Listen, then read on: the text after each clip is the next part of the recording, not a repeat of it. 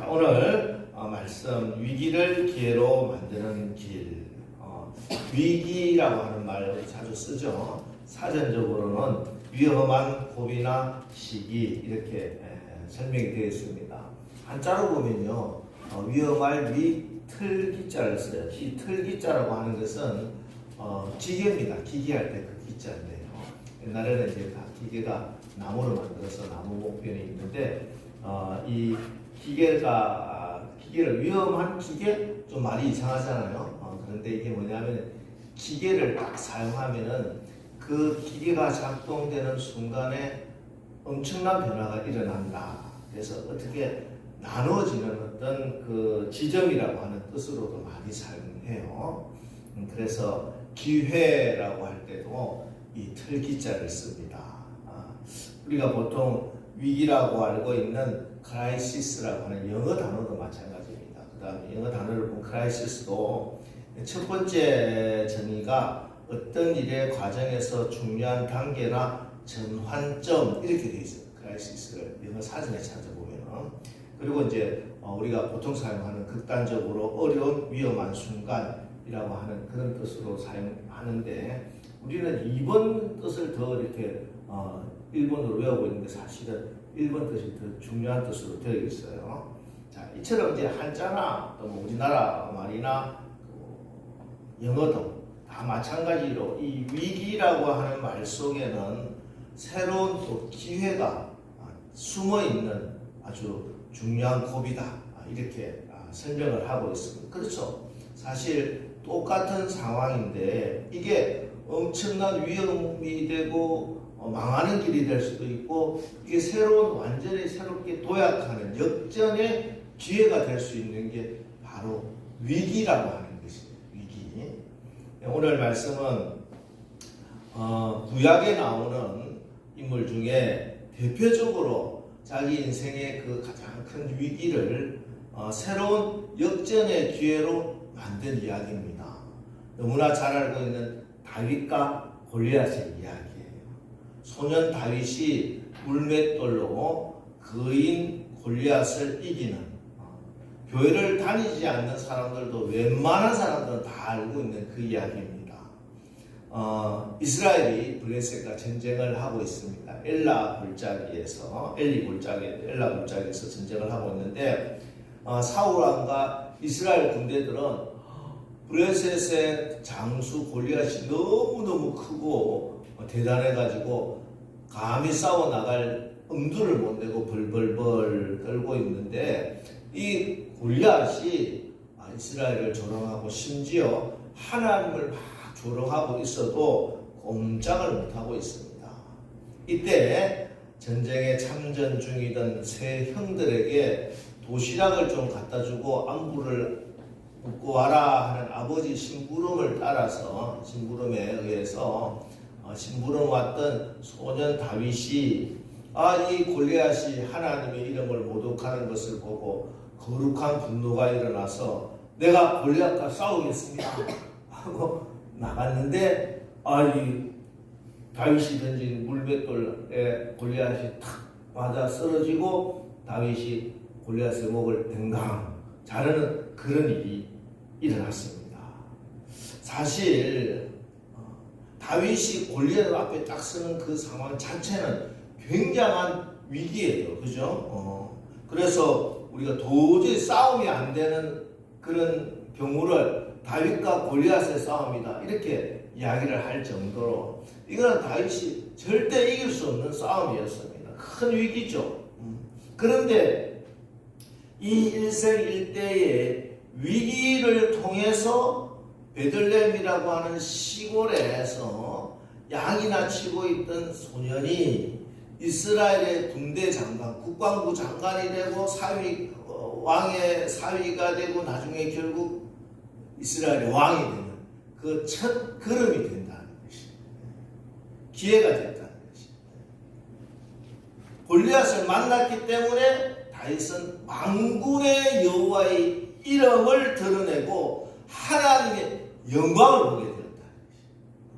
오늘 이 다윗의 이야기를 통해서 여러분 우리의 삶에도 시시때때로 닥치는 그 위기가 내 인생을 실패로 몰아가는 그런 낭떠러지가 아니라 나의 삶이 새로운 전기를 맞고 그보다 더 중요하게 하나님의 이름을 드러내는 영광의 기회가 되시기를 주님의 이름으로 축원합니다. 자, 우리 인생을 어떻게 이렇게 위기가 기회로 바꿀 수 있는 길이 될 수 있느냐? 그것은 우리가 살아가는 삶을 하나님의 섭리대로, 하나님의 계획대로 살아야 됩니다. 왜냐하면은 우리 하나님은 이 세상 모든 것을 창조하시고 나를 만드신 창조주 하나님이시기 때문에 그렇습니다. 여러분, 하나님이 여러분을 만드셨다 하는 사실이 믿어지시기를 주의 이름으로 축원합니다. 그리고 하나님이 여러분을 이 땅에 보내셨다 하는 것도 믿으시기 바랍니다. 그러면은 나의 삶에는 하나님의 꿈과 계획이 있다 하는 이 사실도 믿으셔야 됩니다. 왜냐하면은 하나님은 우리 사람 한 사람 한 사람을 만들어서 이 땅에 보내실 때 공장에서 상품을 꽉꽉꽉 찍어가지고 포장해가지고 막 택배로 보내는 그런 분이 아니세요. 한 사람 한 사람 이 영혼 한 영혼을 하나님의 꿈과 계획과 하나님의 사랑을 묵 담아서 이 세상에 가장 필요한 그곳에 그때에 하나님 보내셨기 때문에 그렇습니다. 성경에는 이것을 하나님의 섭리다 이렇게 섭리다. 그래서 이 하나님의 계획에 따라 사는 인생은 항상 위기가 있어도 그게 기회가 되는 형통한 삶을 살게 되더라 하는 것입니다. 우리가 이 하나님의 섭리대로 하나님의 계획대로 사는 구체적인 그 방법이 뭐냐 오늘 한 세 가지를 살펴보겠는데요. 첫 번째는 오늘 하루 나에게 주어진 그 일에 충성을 다해야 돼요. 오늘 오늘 하루 나에게 주어진 그 일에 충성을 다해야 됩니다. 지금 나에게 맡겨진 일이 이게 하찮아 보이고 또 좀 귀찮은 일이라도 이 일에 내가 최선을 다하고 충성을 다해야 돼요.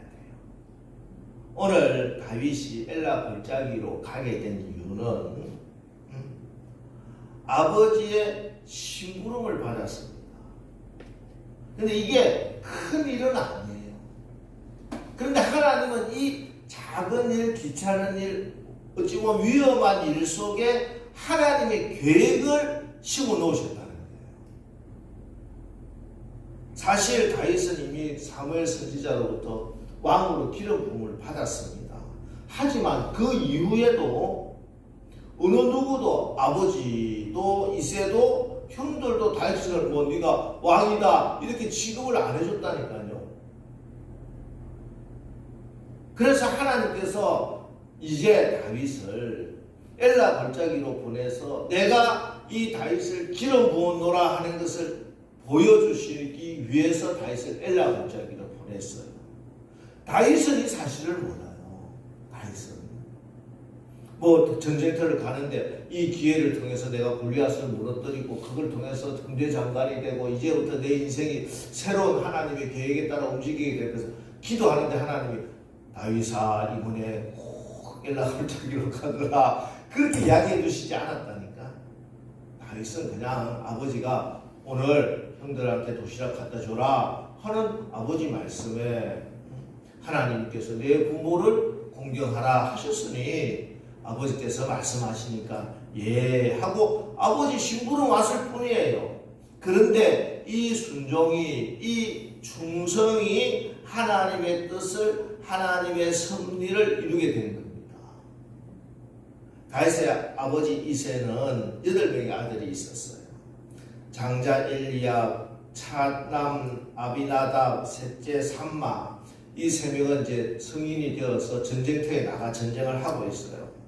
이새는 이 전투 현장에 막내 다윗을 심부름을 보내는 겁니다. 형들에게 먹을 것 갖다 주고 안부도 좀 살피기 위해서죠.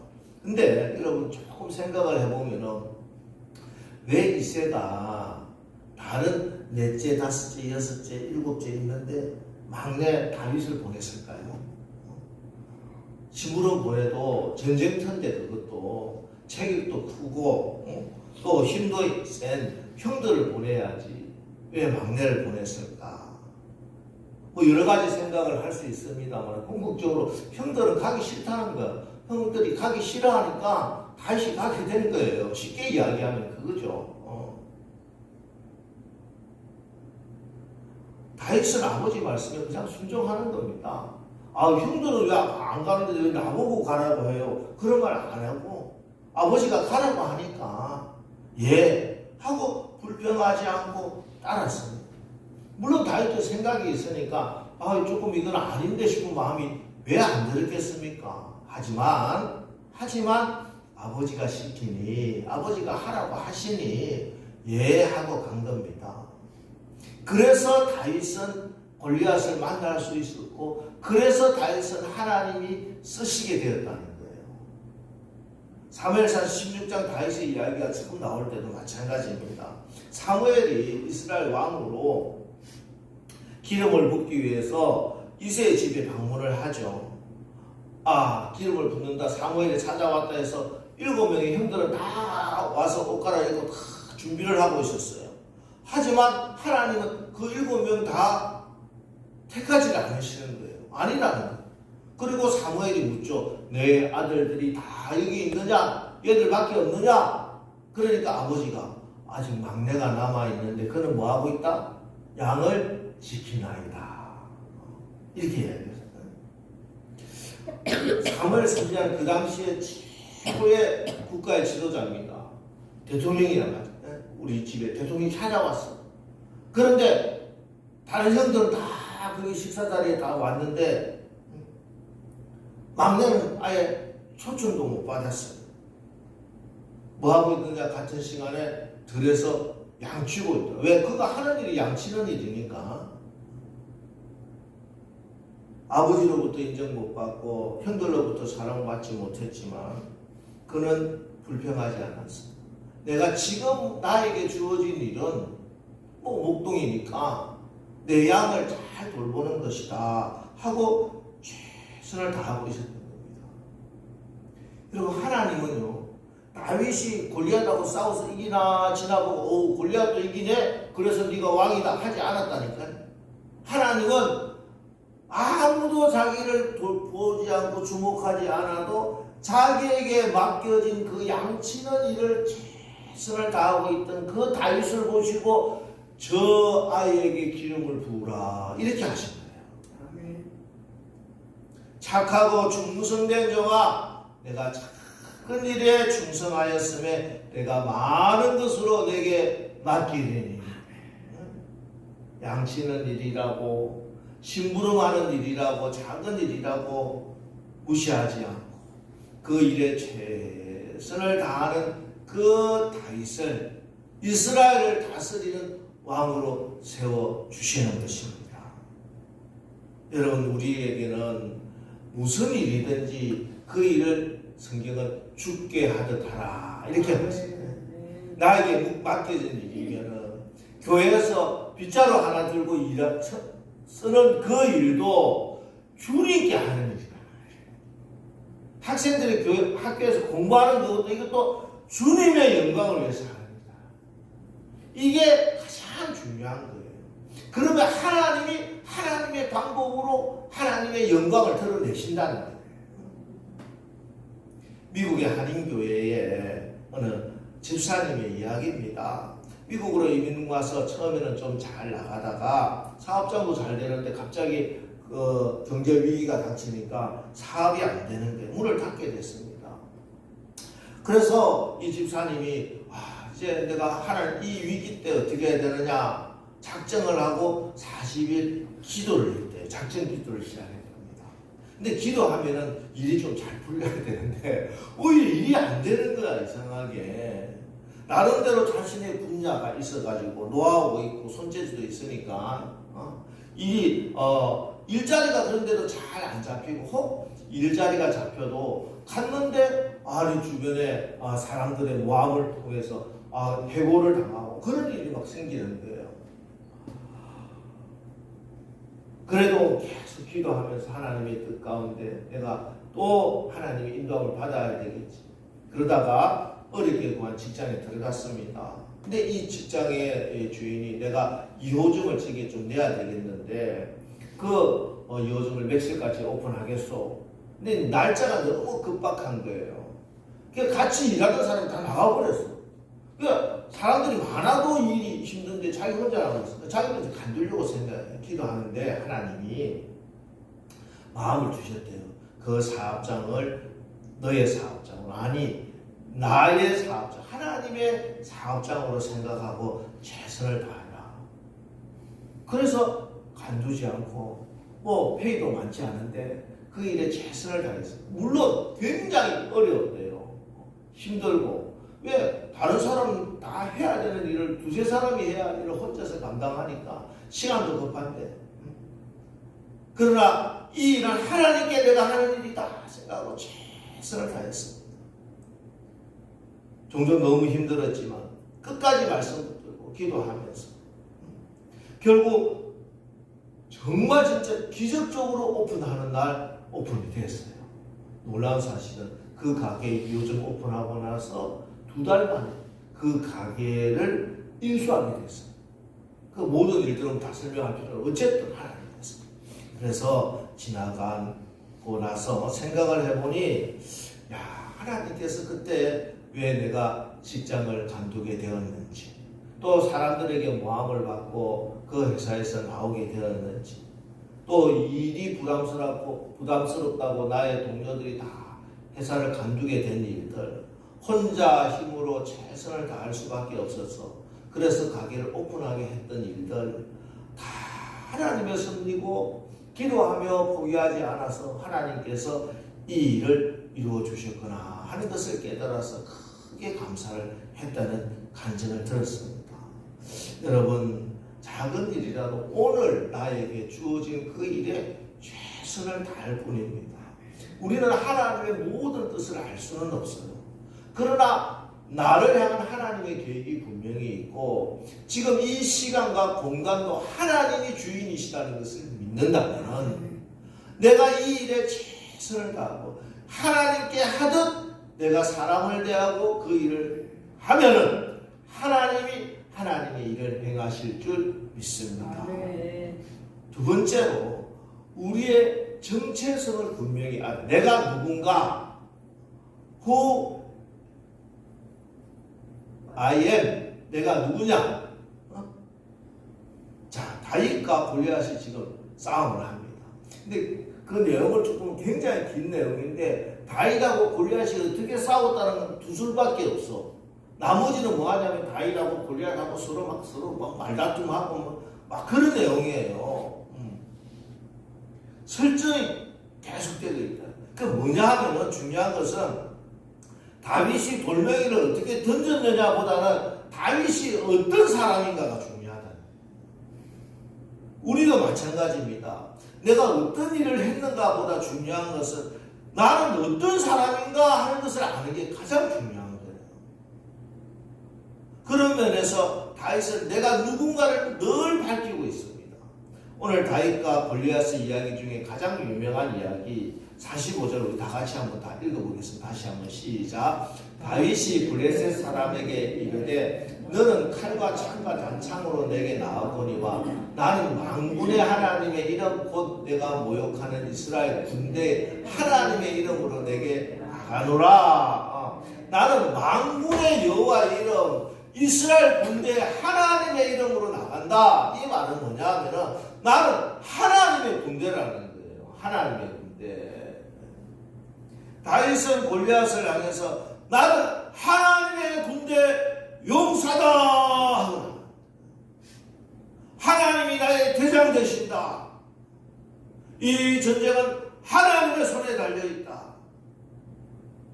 그래서 나에게는 너희들이 가지고 있지 못한 무기가 있다 하는 것이에요. 오늘 이야기 50절에 보면 이렇게 기록되어 있죠. 다윗이 이같이 물매와 돌로 블레셋 사람을 이기고 그를 쳐 죽였으나 자기 손에는 뭐가 없다고? 칼이 없었더라. 왜 이 말을 적어놨을까? 특별히 칼이 다윗의 무기가 아니었다는 거예요. 다윗의 무기가 없었어요. 칼은 여기 무기를 다윗에게 무기가 없었다는 말이에요. 여러분 착각하면 다윗의 무기가 뭐 돌멩이라고 생각. 돌멩이가 무슨 무기예요? 아니에요. 그 무기는 아니에요. 그거는 다윗 물매와 돌이 아니고 그것은 바로 창과 칼과 단창으로 내게 나오거니와 나는 만군의 여호와의 이름. 아멘. 네가 뭐야? 하나님의 이름으로 내가 나간다. 칼도 없고 창도 없고 단창도 없지만 다윗에게는 가장 강력한 무기인 하나님의 이름이 있었다 하는 것입니다. 지금 여러분도 마찬가지입니다. 올해가 마감되고 있는 이 시기에도 아직도 두려움 가운데 있는 분들이 있습니까? 여러분의 가정을, 여러분의 삶을, 미래를 막아서고 있는 큰 골리앗 같은 문제가 무엇입니까? 무엇이 여러분을 주눅들게 하고 무엇이 감히 만군의 하나님의 이름을 모욕하고 있습니까? 여러분 세상에 주눅들지 마시기 바랍니다. 어깨를 쫙 펴고 당당하게 서세요. 나에게는 하나님의 이름이 있는 하나님의 문제다. 그 문제가 대단한 문제가 아니에요. 엄청난 문제가 아니다니까. 나의 정체성이 딱 밝혀지면 상대방이 분명하게 보이는 거예요. 오늘 다윗이 골리앗을 어떻게 취급하고 있는 줄 아세요? 26절 다윗이 곁에 서 있는 사람들에게 말하여 이르되 이 블레셋 사람을 죽여 이스라엘의 취업을 제거하는 사람에게는 어떠한 대우를 하겠느냐 하면서 저 블레셋 사람 골리앗을 이야기해요. 이 할례받지 않은 블레셋 사람이 누구이기에 살아계신 하나님의 군대를 모욕하겠느냐. 여기 할례받지 않은 블레셋 사람이라고 하는 뜻은 할례받지 않은 이방인이라고 하는 뜻은 마치 강아지 같은 사람, 강아지 같은. 제 아무것도 아니라는 거예요. 저들은 할례도 받지 못한 하나님의 버림받은 자들이다. 하나님의 대적이다. 감히 어떻게 저들이 살아계신 하나님의 군대를 모욕하느냐. 다윗에게 골리앗은 산처럼 크고 엄청난 거인도 아니요. 전쟁을 막 항상 승리하는 그런 장군도 아니에요. 할례받지 않는 저 강아지만 못하다는 그런 사람에 필요한 불과했다. 하나님의 원수에 불과했다. 여러분 하나님의 아들이고 딸인 걸 믿으시기 바랍니다. 천지를 창조하신 하나님. 지금도 온 우주 만물은 하나님의 손에 다스림을 받게 되어 있습니다. 세상이 아무리 여러분을 삼킬 것처럼 달려든다 할지라도 두려워하지 마시고 이 세상을 창조하시고 온 세상보다 크신 하나님을 바라보십시오. 정말로 하나님을 믿는다면 세상의 환경과 사람들로 우리를 흔들 수 없다는 사실을 하나님께서 친히 세상에 증명해 주실 것입니다. 마지막으로 목적이 분명해야 돼요. 목적. 지금 골리앗 앞에 선 다윗은 이 싸움을 하면서 목적을 분명히 했습니다.